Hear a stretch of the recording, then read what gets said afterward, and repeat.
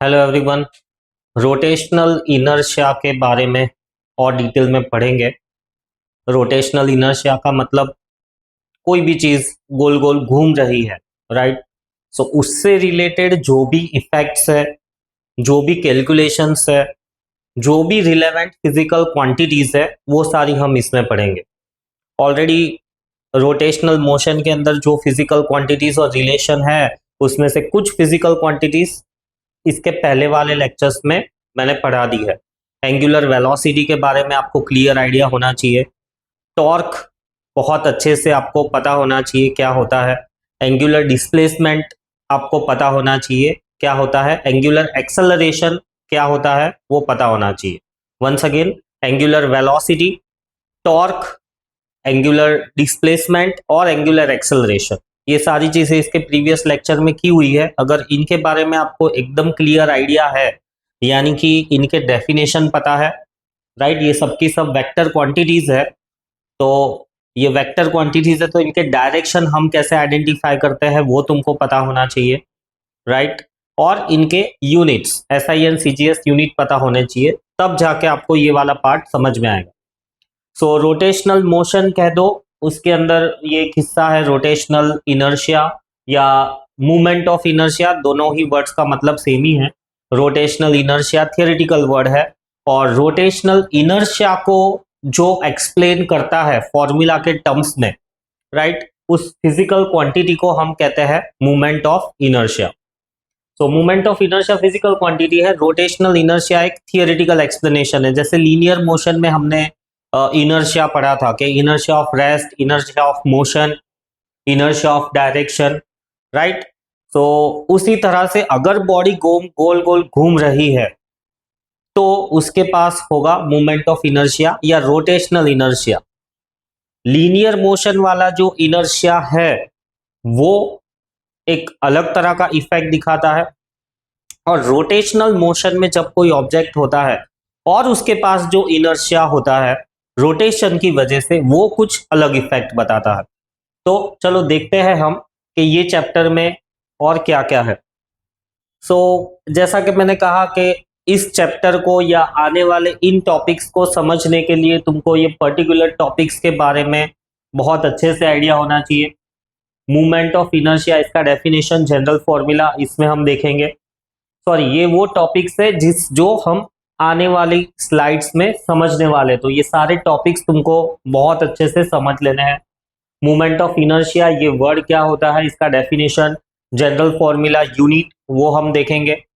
Kinetic energy of rotation, linear inertia और rotational inertia. अभी मैंने कहा कि लीनियर मोशन में जब होते हैं तब इनर्शिया एक अलग इफेक्ट देता है। जैसे कि हमको फॉरवर्ड जर्क फील होता है, राइट, जब कार अचानक स्टार्ट होती है। बैकवर्ड जर्क फील होता है, नहीं, बैकवर्ड जर्क फील होता है जब व्हीकल स्टार्ट होता है, और फॉरवर्ड जर्क फील होता है जब व्हीकल ब्रेक लगाता है। सो वो linear inertia. But rotational inertia कुछ अलग ही इफेक्ट दिखाता है जो अब हम हमारे रेगुलर लाइफ में जनरली एक्सपीरियंस नहीं करते, इसीलिए इसको समझना थोड़ा टिपिकल हो जाता है। मूवमेंट ऑफ इनर्शिया और एंगुलर एक्सेलरेशन का क्या रिलेशन है? मूवमेंट ऑफ इनर्शिया और एंगुलर मोमेंटम का रिलेशन, फॉर्मूला कह दो, law of conservation of angular momentum, जो कि एक बहुत ही इंपॉर्टेंट और बड़ा टॉपिक है। बहुत सारे क्वेश्चंस आते हैं इसके बेसिस पे। टॉर्क और मोमेंट ऑफ इनर्शिया का relation, moment of inertia of various geometrical shapes, right. इसका मतलब है कि कोई भी ऑब्जेक्ट को तुम गोल घुमाते हो या वो ऑब्जेक्ट गोल घूम रहा है, तो axis of rotation plays an important role, right. तो अलग अलग ज्योमेट्रिकल शेप, कोई भी ज्योमेट्रिकल शेप ले लो। जैसे कि अगर मैं ये स्टील की स्केल ले लेता हूं, तो इसको अगर मैं इस एक्सिस के अलोंग घुमाता हूं तो एक अलग इफेक्ट फील होता है। बट अगर इसको मैं इस एक्सिस के अलोंग घुमाता हूं, तो जैसे कि ऐसे, तो मेरे हाथ पे या देखने में एक अलग ही इफेक्ट फील होता है, राइट। सो वही हम देखेंगे कि कोई भी चीज को जब हम गोल घुमा रहे हैं, let's say along central axis और along one of the edge, तो क्या इफेक्ट आता है, उससे रिलेटेड फिजिक्स क्या है, इक्वेशंस कौन से इन्वॉल्व होंगे, सो दैट हम उसका फिजिक्स समझ सके, सॉल्व कर सके। To understand movement of inertia attention must be paid to, इसका मतलब है कि मूवमेंट ऑफ इनर्शिया या गोल गोल घूमने वाली चीजों से रिलेटेड फिजिक्स को समझने के लिए तुमको वो गोल घूमने वाली चीज के हर एक ये पॉइंट या हर एक ये फिजिकल क्वांटिटी के बारे में बहुत अच्छे से समझना है और पता होना चाहिए। या फिर ऐसा भी कह सकते हो कि जब भी मूवमेंट ऑफ इनर्शिया से रिलेटेड क्वेश्चन सॉल्व करते हो, मतलब कि कोई चीज गोल गोल घूम रही है और उससे रिलेटेड क्वेश्चन सॉल्व करते हो, तो मन ही मन में ये सवाल पूछ लो कि ये सारी क्वांटिटीज के बारे में क्वेश्चन में दिया हुआ है या आप उसको अप्लाई कर पा रहे हैं। फिगर ड्रॉ कर सको तो ठीक है, अदरवाइज एक माइंड मैप ड्रॉ हो जाना चाहिए क्वेश्चन से रिलेटेड।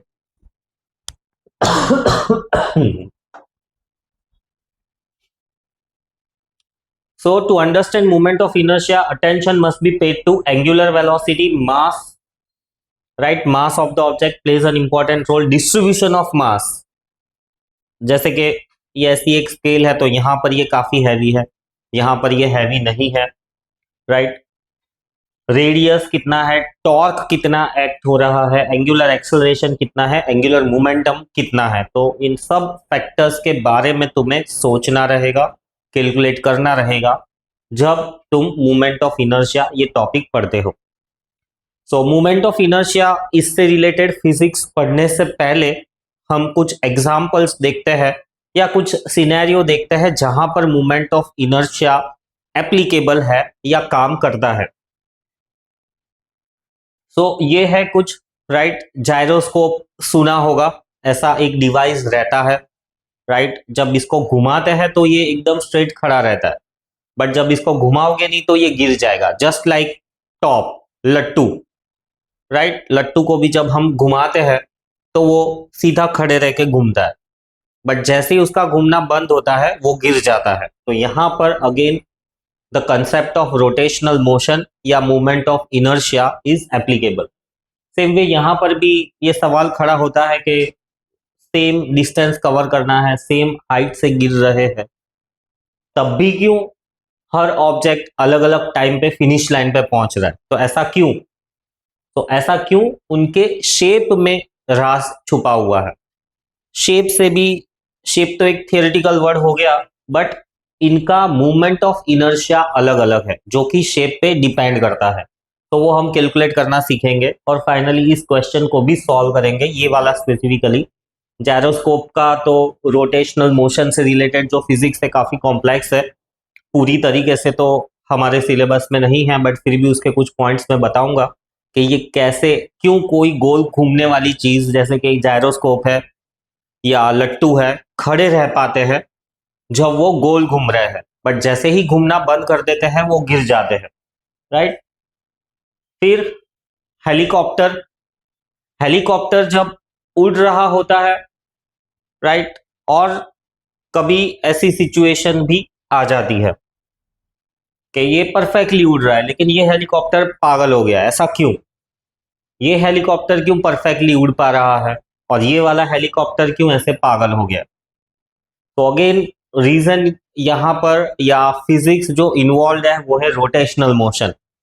जनरली जो एरो हेलीकॉप्टर रहता है, दो रोटर रहते हैं या ऐसा कह दो दो फैन रहते हैं, एक ये ऊपर की तरफ घूमता है और दूसरा उसका टेल फैन होता है।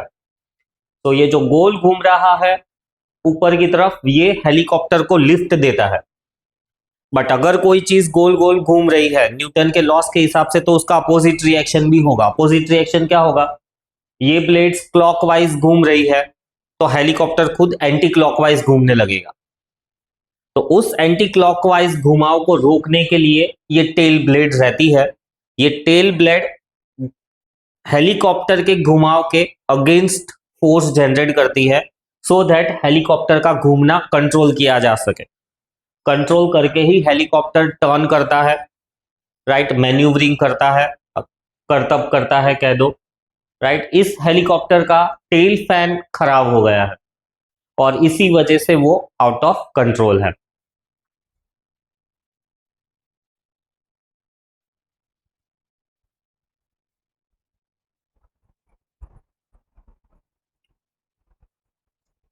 सो इसका ये रोटर फैन खराब हो जाने की वजह से, राइट, जो रिएक्शन है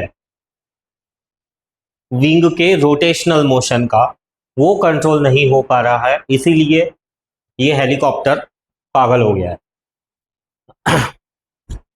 नेक्स्ट ये एक्सप्लेनेशन है कि क्यों वो हेलीकॉप्टर ठीक से उड़ रहा है, ये नहीं उड़ रहा है। मैंने एक्सप्लेन किया कि as the main rotor spins it creates equal and opposite rotational force, और उसको काउंटर करने के लिए होता है टेल रोटर, राइट। और टेल रोटर ही हेलीकॉप्टर को घूमने में भी मदद करता है। टेल रोटर की स्पीड कम ज़्यादा होती है, या मे बी शायद टेल रोटर थोड़ा टेढ़ा मेढ़ा हो सकता है, तो उसी से हेलीकॉप्टर उड़ता है। एक और एग्जाम्पल है, ये प्रोफेसर है, ये फिजिक्स से रिलेटेड काफ़ी एक्सपेरिमेंट्स करता है, काफ़ी वीडियोस भी मैं इनके देखता हूँ। तो ये एक अरेंजमेंट है एक्सेल का, उठा नहीं पा रहे थे, ये देखा तुमने वीडियो के स्टार्टिंग में कि ये उठा नहीं पा रहे थे, देखो बहुत मुश्किल से उठा पा रहे थे। अब ये क्या कर दे रहा है, इसको रोटेशनल मोशन दे रहा है, इसको स्पिन कर रहे हैं। ये जो एक्सेल के आगे फ्लाई व्हील लगा हुआ है, ऐसी बड़ी डिस्क को फ्लाई व्हील कहते हैं, ये जो रॉड है उसको एक्सेल कहते हैं।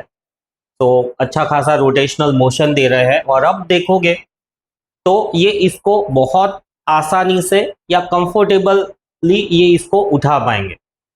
देखो रोटेशनल मोशन मिलने के बाद कितनी आसानी से इन्होंने उठा लिया। Even though centre of gravity यहाँ पर है, फिर भी उन्होंने इस एंड से वो इसको उठाकर पूरा हाथ से ऊपर घुमाएंगे।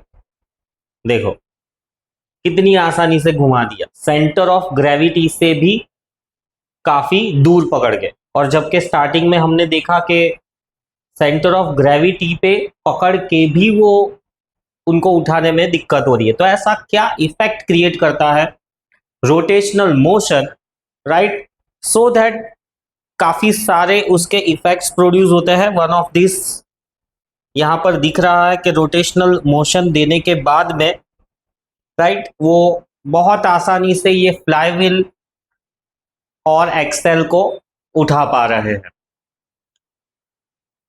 सो वंस अगेन यहां पर यही है कि कौन से फोर्सेस एक्ट कर रहे हैं। और इस एग्जाम्पल में तुमको ये भी ध्यान रखना है कि यहाँ पर भी एक एक्सिस है जो उनका हाथ है, और ये एक दूसरा एक्सिस है जिसके अलोंग ये फ्लाईव्हील रोटेट कर रहा है। देखो कितनी आसानी से उन्होंने, और ऐसा क्यों ये गोल घूमा, जब उन्होंने ऊपर उठाया तो वो ऐसा क्यों गोल घूमा, उनके हाथ से पूरा ऐसा गोल घूमा क्यों। सो फोर्सेस कौन से एक्ट हो रहे हैं, कौन से डायरेक्शन में, वही समझना है। 100% फिजिक्स तो इससे रिलेटेड अभी हमारे सिलेबस में नहीं है, बट काफ़ी कुछ हम इसको सुलझा सकते हैं। तो ये है कुछ explanation. Even same explanation gyroscope के लिए भी एप्लीकेबल है कि जायरोस्कोप को जब घुमा देते हैं, राइट, ये सीधा खड़ा रहता है, बट जब हम इसको घुमाते नहीं हैं तब ये गिर जाता है। सो क्या होता है, तो ये जो पिछला वाला वीडियो देखा उससे रिलेटेड कि जब ये फ्लाई व्हील रोटेट करता है, टॉर्क इस तरफ एक्ट करता है, बाहर की तरफ, या you can say towards me, right. अब ये देखो यहां से पकड़ा हुआ था उन्होंने, यहां पर हाथ की जगह पर एक स्ट्रिंग दिखाई हुई है। तो जब स्ट्रिंग से लटका दिया तो ग्रेविटी की वजह से जो फोर्स है वो डाउनवर्ड्स। अब ऑलरेडी इसके पास एंगुलर वेलोसिटी तो है ही, एंगुलर वेलोसिटी तो है ही इस डायरेक्शन में, अल्टीमेटली टॉर्क भी इसी डायरेक्शन में एक्ट हो रहा है। बट ये ग्रेविटी और यहां पर एक और पाइवट है, तो ग्रेविटी और ये परपेंडिकुलर डिस्टेंस एक और टॉर्क जनरेट करेंगे जो कि होगा इस तरफ, बोर्ड से बाहर की तरफ। अल्टीमेटली जब इसको यहां से पकड़ेंगे या डोरी से धागे से लटका देंगे तो ये फ्लाईव्हील हॉरिजॉन्टल भी रहेगा एज वेल एज पूरा ऐसे घूम भी जाएगा, जैसा एग्जैक्टली वो पिछले वाले डायरेक्शन में, पिछले वाले वीडियो में हमने देखा कि जब उस फ्लाईव्हील को एक एंड से पकड़ा तो वो फ्लाईव्हील पूरा ऐसे घूम गया। क्यों? ग्रेविटी ने उसको घुमाया, और वो हॉरिजॉन्टल रहा। क्यों? क्योंकि टॉर्क इस डायरेक्शन में है ना। जैसे हेलीकॉप्टर भी है, तो हेलीकॉप्टर के ब्लेड्स के डायरेक्शन क्या होंगे, हमको किस तरफ उड़ना है ऊपर की तरफ, राइट। तो अल्टीमेटली क्या, फोर्स नीचे की तरफ देना है, हम नीचे की तरफ धक्का देते हैं तब ऊपर की तरफ कूद पाते हैं, तो हमको टॉर्क चाहिए नीचे की तरफ, तो अल्टीमेटली हेलीकॉप्टर की ब्लेड्स को ऐसे घूमना पड़ेगा, राइट हैंड रूल। तो अल्टीमेटली दिस वे यानी क्लॉकवाइज डायरेक्शन में हेलीकॉप्टर की ब्लेड्स घूमती है। तो टॉर्क नीचे की तरफ आता है।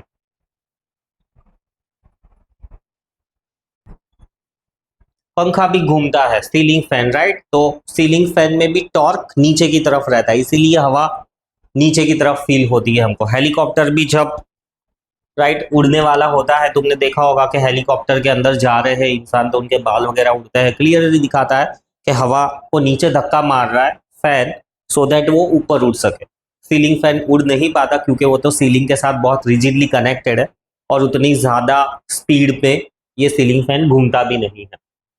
सो पॉइंट टू नोटिस, दो टॉर्क एक्ट हो रहा है, एक तो इसको जो रोटेशनल मोशन दिया था उसकी वजह से जो टॉर्क एक्ट हो रहा है वो, और ये पूरा का पूरा अरेंजमेंट यहाँ पर पाइवट किया गया है, और पाइवटिंग के बाद जो वेट है वो भी एक टॉर्क प्रोड्यूस कर रहा है। तो अलोंग दिस हॉरिजॉन्टल लाइन भी ये चीज ऐसे गोल गोल घूमेगी और हॉरिजॉन्टल भी रहेगी।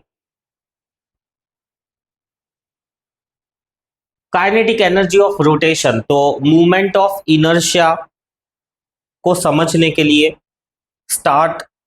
स्टार्टिंग का जो टॉपिक है वो है kinetic energy of rotation, right. Kinetic energy का फॉर्मूला हमको पता है, हाफ mv²। अब हम रोटेशनल मोशन की बात कर रहे हैं, तो वेलोसिटी को हम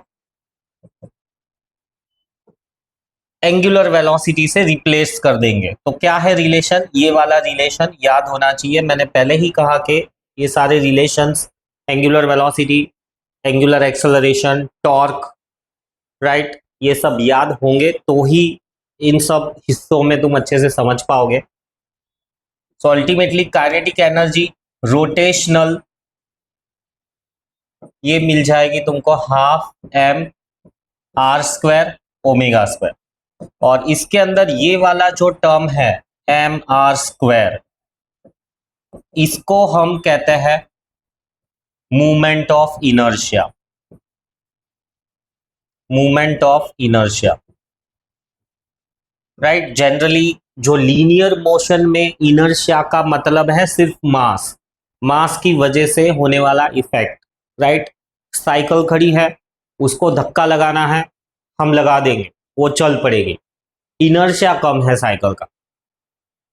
ट्रक खड़ी है, उसको धक्का लगाना है, एक अकेला इंसान धक्का लगाएगा, ट्रक नहीं चल पाएगी। रीजन क्या होगा, इनर्शिया, मास बहुत ज्यादा है ट्रक का। उसी तरह से जब कोई चीज गोल गोल घूम रही है तब rather than only mass, radius also plays an important role, and collectively mass into radius square we call it as a moment of inertia. So ultimately ये है काइनेटिक एनर्जी का formula, half I ω², kinetic energy of the rotation. इसके लिए हम calculate करेंगे आगे वाली slides में। Rotational inertia, movement of inertia का डेफिनेशन, राइट, क्या है definition, quantity that measures the inertia of rotational motion, के रोटेशनल मोशन में दम कितना है। Measures the inertia of rotational motion मतलब वो रोटेशनल मोशन कितना दमदार है, कितना पावरफुल है, वो क्या कर सकता है। उन सब चीजों को कैलकुलेट करने के लिए, समझने के लिए जो वर्ड है, जो फिजिकल क्वांटिटी है, उसको हम कहते हैं movement of inertia. The quantity that measures the inertia of rotational motion of the body is called rotational inertia or moment of inertia. Moment of inertia is the word widely used. It is nothing but the effect of rotating an object and studying the effects related to it, just similar to the linear motion. So inertia is the relation between the state and mass of the object. ये linear inertia के बारे में word है कि linear inertia state मतलब rest पे है, motion में है, और मास। पर जब हम रोटेशनल इनर्शिया कहते हैं तो ऑब्वियसली रोटेशन में तो है ही, और रोटेशनल इनर्शिया को कैलकुलेट करने के लिए, उसको समझने के लिए, राइट, मास और रेडियस दोनों का होना जरूरी है। जैसे ये लीनियर इनर्शिया में मास ज्यादा है तो इनर्शिया भी ज्यादा है, अल्टीमेटली ज्यादा फोर्स लगेगा उसको चलाने में, या ऐसा भी कह सकते हो ज्यादा एक्सेलरेशन लगेगा उसको चलाने के लिए। ये दूसरा एक और डेफिनेशन है या एक्सप्लेनेशन कह सकते हो।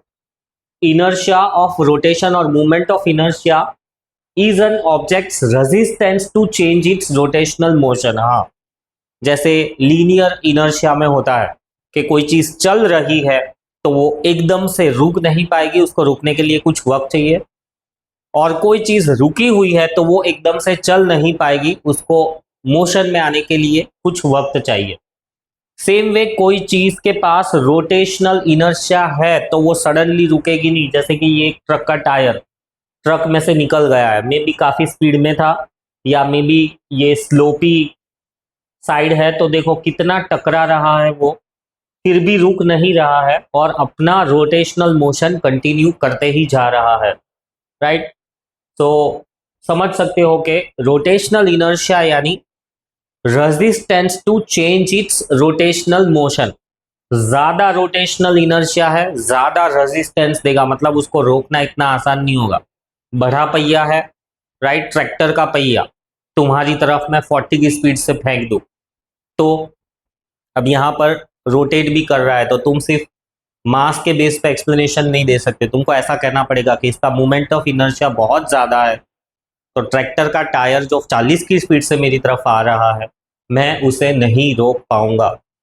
कन्वर्सली साइकिल का पहिया, वो अगर 40 की स्पीड से आ रहा है तो एक ही उंगली से हम उसको रोक देंगे कि साइकिल का पहिया रोटेशनल इनर्शिया कम है उसका, राइट। तो अलग अलग केसेस बन सकते हैं यहाँ पर कि जैसा कि मैंने कहा, लेट से ये एक ट्रैक्टर का पहिया है और सेम रेडियस का साइकिल का पहिया है, रेडियस दोनों के सेम ही है।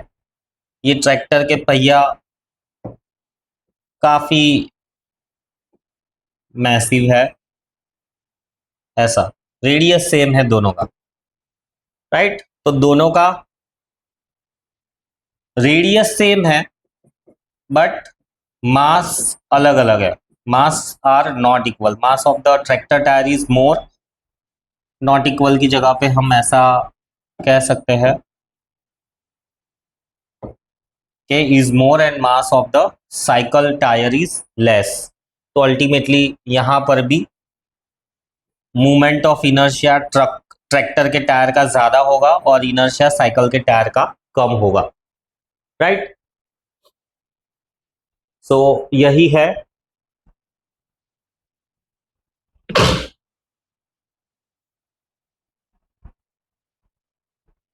That is, the body opposes any torque or movement of couple that tend to change its state of uniform rotation। अब ये घूमने वाले पहिए को तुम रोकने की कोशिश करोगे वो तुमको घुमा देगा, राइट।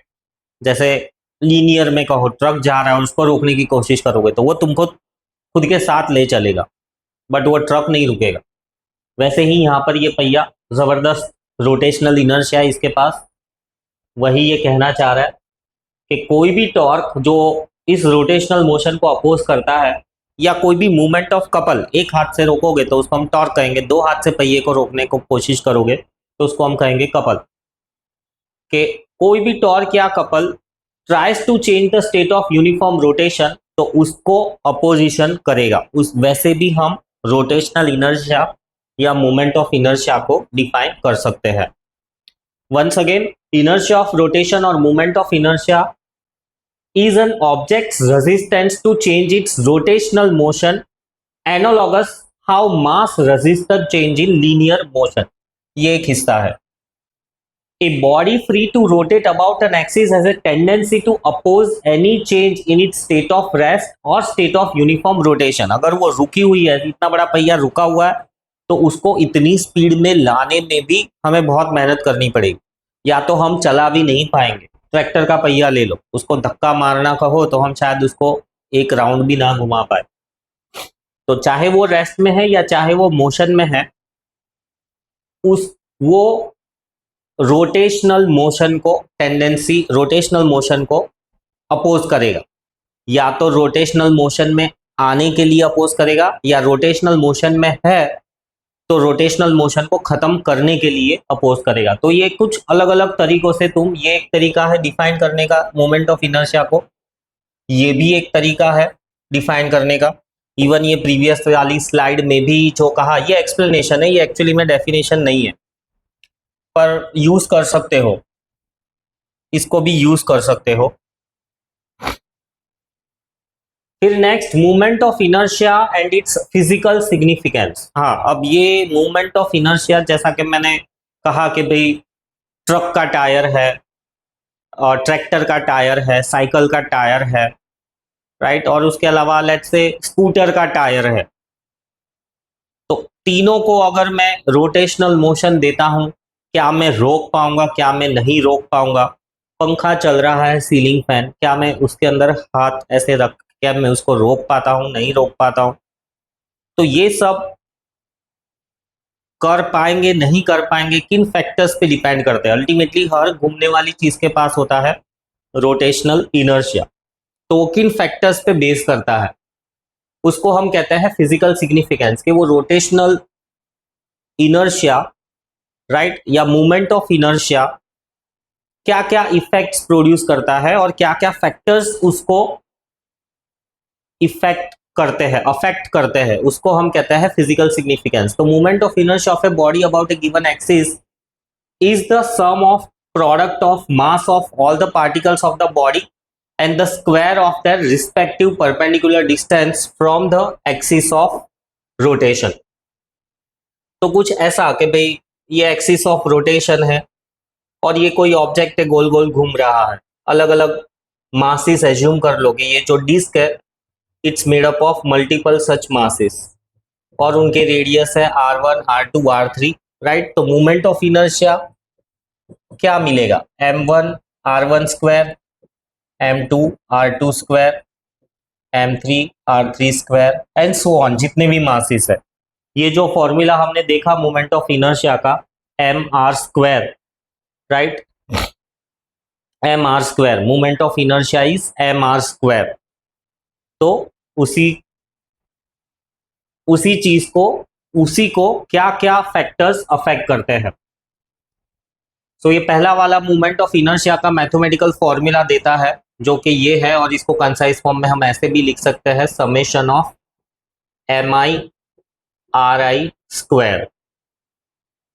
और इसको डिफरेंशियल या इंटीग्रेशन के फॉर्मेट में भी लिख सकते हैं, न्यूमेरिकल्स में काम में आता है कुछ ऐसा कि m integration r integration of dm, R square integration of dm, ये इंटीग्रेशन के टर्म्स में मूवमेंट ऑफ इनर्शिया का फॉर्मूला। इनको अप्लाई करना हम देखेंगे आगे वाली स्लाइड्स में। So the value of moment of inertia shall depend on position of the axis of rotation। मैंने स्टार्टिंग में कहा कि इस स्केल को मैं इस एक्सिस के अलोंग घुमा रहा हूं या इस एक्सिस के अलोंग घुमा रहा हूं, इट डिपेंड करता है कि इसके पास इनर्शिया कैसा होगा। इस एक्सिस के अलोंग घुमाऊंगा तो इसके पास मोमेंट ऑफ इनर्शिया अलग होगा, राइट। जनरली अगर सेंट्रल ज्योमेट्रिकल एक्सिस से घूम रहा है ना, तो हम उसको अच्छे से पकड़ पाएंगे, बट अगर वो इस एक्सिस के अलोंग घूम रहा है ना, तो हाथ में झटके फील होंगे या उसको कंट्रोल करना मुश्किल होगा। सो position of the axis of rotation, orientation of the axis of rotation, axis अगर सीधा ना रख के अगर मैं टेढ़ा कर दूं तो क्या होगा, राइट। जैसे कि ये लट्टू गोल गोल घूमता है, तो जैसे ही वो स्लो होता है ना, उसका एक्सिस टेढ़ा हो जाता है, और टेढ़ा होने के बाद में वो टोटली अनकंट्रोल होके इधर उधर गोल गोल घूम के फाइनली रेस्ट पे आता है। तो orientation of axis of rotation में भी टेढ़ा रोटेट किया हो, जैसे अर्थ थोड़ी टेढ़ी रोटेट होती है। So axis of rotation, shape of the body, right, rod है, स्फीयर है, कोन है, सिलेंडर है, रिंग है, डिस्क है। साइज ऑफ द बॉडी, बड़ी है छोटी है। डिस्ट्रीब्यूशन ऑफ द मास, ये भी काफी फर्क करता है, distribution of the mass. Distribution of the mass को समझाने के लिए लेट्स से ये यहां से इसको मैं गोल गोल घुमा रहा हूं, बट यहां पर कोई लटका हुआ है या यहां पर मैंने एक्सेसिव मास लगा दिया है, तो अब देखो इसका सेंटर ऑफ मास तो एक्चुअली में इधर था, बट यहां पर कुछ लटका देने की वजह से सेंटर ऑफ मास यहां पर कहीं पे आ गया, तो अगेन ये कुछ अलग इफेक्ट प्रोड्यूस करेगा, right. Distribution of centre of mass about the axis of rotation को समझने के लिए एक और एग्जांपल है मैरी गो राउंड, राइट। पता नहीं हिंदी में उसको क्या कहते हैं, इंग्लिश में कहते हैं मैरी गो राउंड। अब मैरी गो राउंड जो होता है जब खाली रहता है, कोई नहीं बैठा हुआ है, तो वो स्टेबल है, रुका हुआ है। अब लेट से पैसेंजर्स बैठ गए, घूमा चक्कर, गोल गोल घूमा, अब वापिस उसने रोक दिया। अब उसने रोक दिया है, धीरे धीरे एक करके पैसेंजर्स खाली हो रहे हैं।